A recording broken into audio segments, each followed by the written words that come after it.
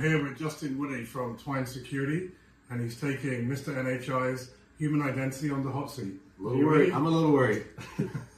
All right.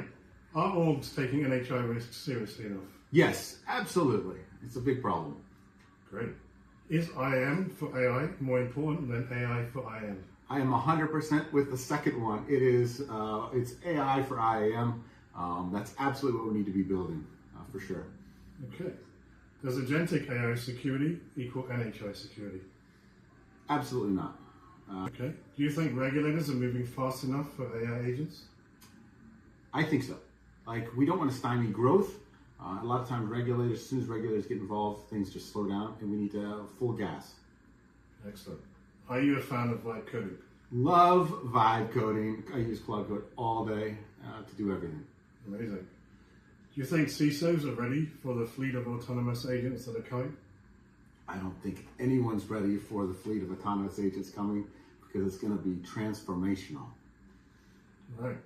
Do you think static, long-lived credentials will still exist in 5 years' time? Look, I have a long experience with manufacturing and industrial components. I absolutely think they'll be around forever. I agree. We'll never get rid of them. I agree.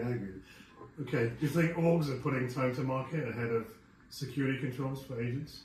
It's all about saving money, and 100% they're doing that for sure. Okay. And do you think PAM will change dramatically with agentic AI? Has to change dramatically. Has to be much faster, much more nimble, and we got to have next gen for sure.